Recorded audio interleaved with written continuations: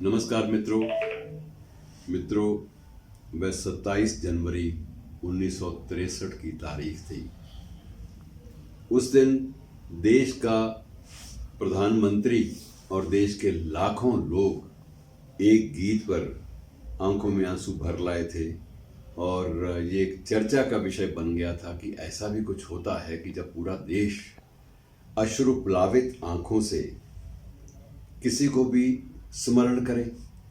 और वो गीत था कवि प्रदीप का लिखा हुआ, ऐ मेरे वतन के लोगों जरा आंख में भर लो पानी, जो शहीद हुए हैं उनकी जरा याद करो कुर्बानी।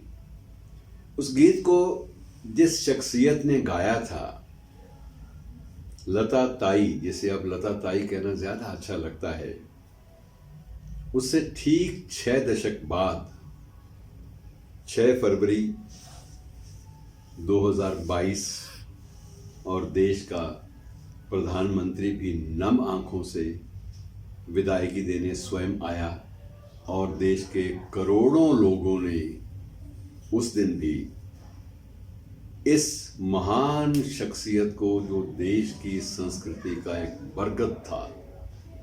बरगद का स्वरूप था, उसमें उसको विदा कही। मित्रों, यह भी विचित्र संयोग है कि एक दिन पहले हमने सरस्वती को वंदन किया, उसकी पूजा की, और ठीक अगले ही दिन हमने सरस्वती का विसर्जन कर दिया। तो ये विसर्जन था सरस्वती का। और इस दिन से कितनी बातें जुड़ जाती हैं। कई बार हम जब देखते हैं कि वही कवि प्रदीप, जिनके गीत पर लता को दशकों तक याद किया गया और अब आगे भी याद किया जाता रहेगा, वह गीत लिखने वाला उस दिन पैदा हुआ था जिस दिन लता ताई ने इस संसार को अलविदा कहा था। 6 फरवरी 2022 की तारीख अलविदाई की, और वही तारीख कवि प्रदीप के जन्मदिन की। अजीब संयोग, प्रकृति का जो संयोग का जो सिलसिला है मित्रों, इस बारे में कुछ नहीं कहा जा सकता। कुछ एक बातें कर लेते हैं, बहुत बातें पूरा देश सुन चुका है, उन बातों को दोहराने से क्या फायदा। लेकिन कुछ एक बातें हैं मित्रों, शायद राज्यसभा के इतिहास में वो एकमात्र ऐसी सांसद थी जो 5 वर्ष पूरी सदस्यता का आनंद उन्होंने लिया, अपना योगदान दिया, देश के संसदीय इतिहास में गरिमापूर्ण पन्ना लिखा। लेकिन 5 वर्ष में एक दिन भी किसी सरकारी बंगले में नहीं गुजारा, 5 वर्ष में एक बार भी वेतन नहीं लिया, और 5 वर्ष की अवधि पूरे होने के बाद भी एक सांसद जिस पेंशन का अधिकारी होता है वो भी स्वीकार नहीं किया। देश के प्रति 100% समर्पण, ये एक बड़ी अजीब बात होती है मित्रों। और कितनी सच बोलती थी जब उनसे एक बार एक साक्षात्कार में पूछा गया कि अगले जन्म में क्या फिर कुछ बनना चाहेंगी, तो उसका उत्तर था कि मैं अगले जन्म में लता मंगेशकर नहीं बनना चाहूंगी। पूछा गया कि ऐसा क्यों, इतना गरिमापूर्ण जीवन, और आप इस बात से मुनकिर क्यों हो रही हैं, तो उनका उत्तर यही था कि मैंने इस जन्म में जितनी पीड़ाएं झेली हैं, जितना दुख झेला है, मैं नहीं चाहती कि अगले जन्म में भी वही पीड़ाएं फिर से दोहराई जाएं। मैं उनको फिर नहीं जीना चाहती। एक बार मैंने जी लिया, गरिमापूर्ण ढंग से उस पीड़ा को भी सहा और गरिमापूर्ण ढंग से जिंदगी को व्यतीत करने की, जिंदगी को बिताने की भरसक कोशिश की, गरिमाओं का वहन किया, उनको पाला गरिमाओं को, और उनको सम्मान दिया। लेकिन इस सम्मान के एवज में मुझे जो कुछ जीवन के प्रारंभिक वर्षों में सहन करना पड़ा, मैं नहीं चाहती कि दोबारा जन्म लेकर मुझे वैसी ही पीड़ाओं से गुजरना पड़े।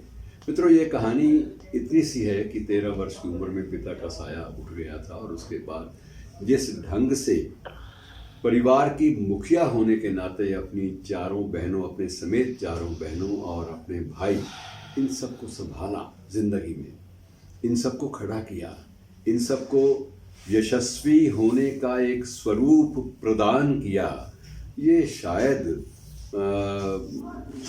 इन्हीं बातों का परिणाम था कि लता ताई को वह सम्मान मिला जो इस देश में संभवतः किसी गायक को या गायिका को संभवतः नहीं मिला।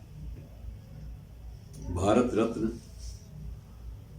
जब मिला तब लोगों को लगा कि ये पूरा न्याय हुआ है।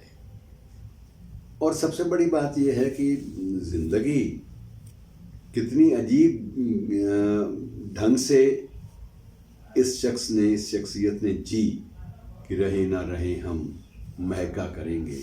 एक एक गीत याद किया गया और हर गीत के साथ ही ये कहीं ना कहीं जो बिछड़ने की जो व्यथा थी वो भरी हुई थी।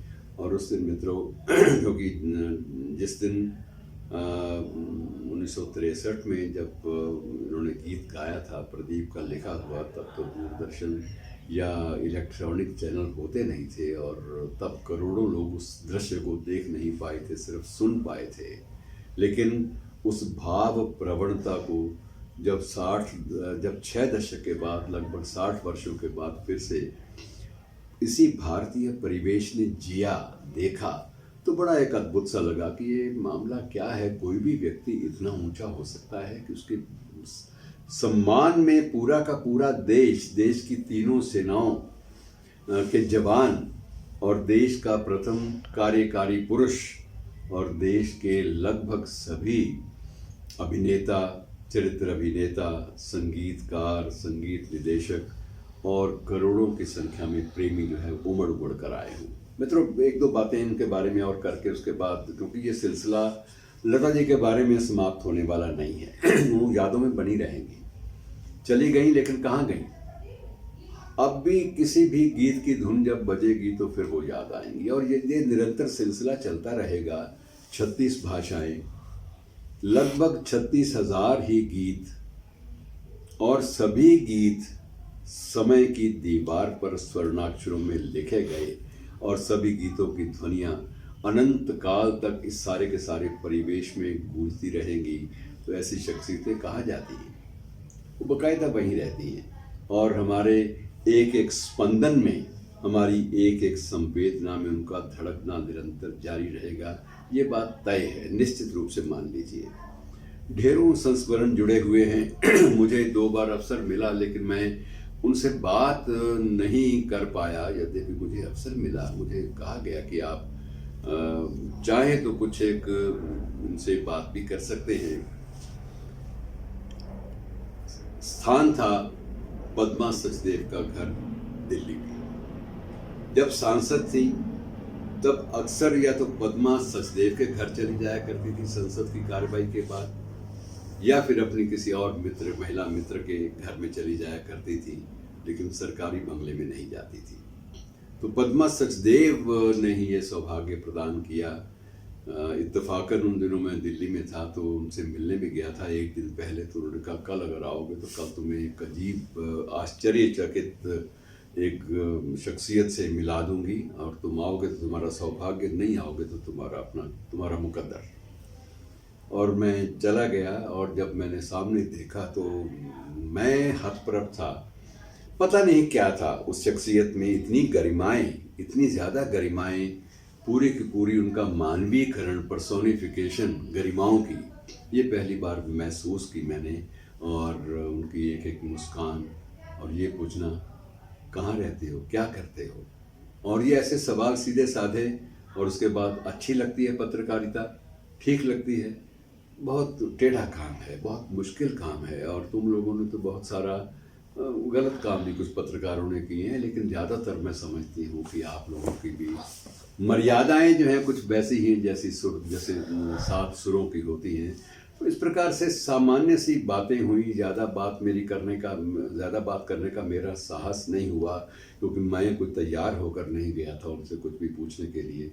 लेकिन मैंने बड़े आदर के साथ जब उनको चरणों को छुआ तो उस वक्त उन्होंने कहा था कि ना ये काम ना करो, ज़्यादा अंतर नहीं है उम्र का। मैं कहा ना, अगर मैं आपका बेटा होता तो मुझे बहुत अच्छा लगता, लेकिन ऐसा नहीं हुआ तो मुझे ये कम से कम आशीर्वाद तो आप दे ही दीजिए। तो इस प्रकार से ऐसी अजीब शख्सियत मित्रों जिसने सिवाय प्यार के कुछ नहीं बांटा, और प्यार इतना बांटा कि पूरी की पूरी अपनी पीढ़ी, अपनी पिछली पीढ़ी, अपनी आने वाली पीढ़ी के लिए वो प्यार समाप्त होने वाला नहीं है, वो स्नेह समाप्त होने वाला नहीं है। ऐसे महान कलाकार को, महान शख्सियत को आप भी नमन करें, मैं भी नमन करता हूँ। और मित्रों, ये स्मृतियों का सिलसिला लगातार बना रहेगा। धन्यवाद।